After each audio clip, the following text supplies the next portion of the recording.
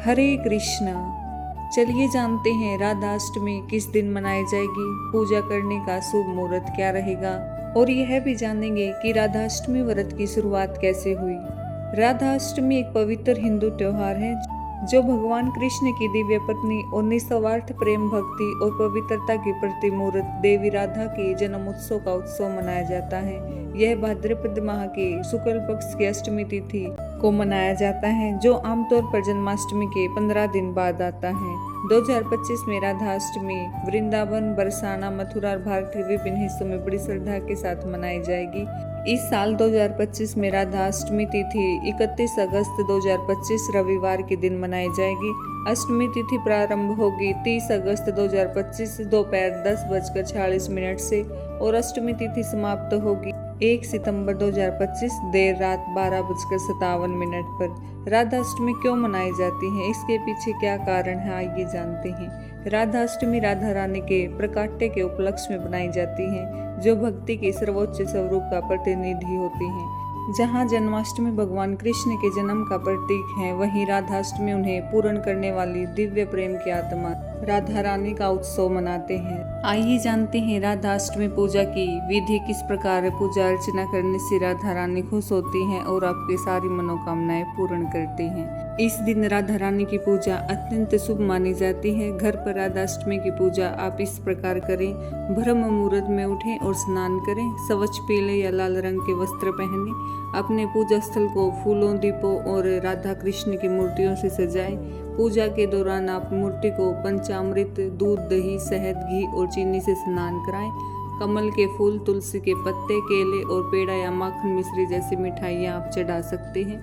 राधा मंत्र का आप जाप करें। ओम राधा कृष्णाय नमः मंत्र का आप 108 बार इस दिन जरूर जाप करें। राधाष्टमी व्रत कथा का पाठ करें और भक्ति भजन भी इस दिन आप जरूर गाएं। राधा कृष्ण की आरती के साथ समापन करें और प्रसाद वितरित करें और खुद भी ग्रहण करें।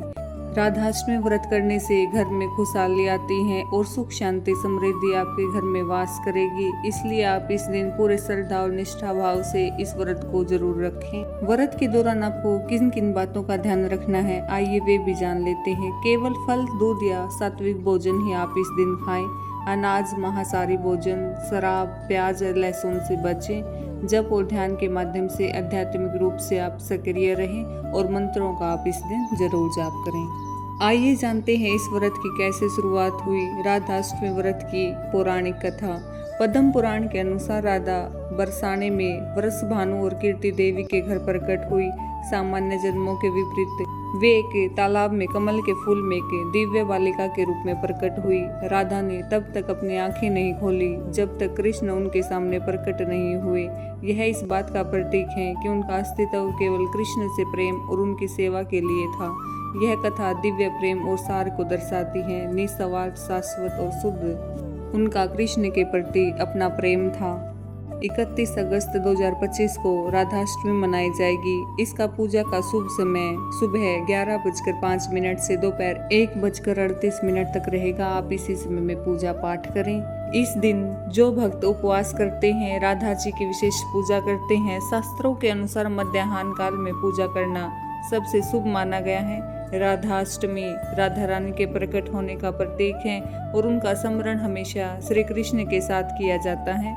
इस दिन राधा जी की उनकी प्रिय वस्तुएं जैसे मिठाई और फल अर्पित किए जाते हैं। ऐसा माना जाता है कि राधाष्टमी पर राधा जी की आराधना करने से जीवन में सुख, शांति, समृद्धि और आध्यात्मिक उन्नति मिलती है। इस दिन आप अपनी क्षमता के अनुसार गरीबों और जरूरतमंदों को दान दक्षिणा भी जरूर करें, जिससे आपके सारे मनोरथ सिद्ध होंगे। राधाष्टमी की आप सभी को हार्दिक शुभकामनाएं।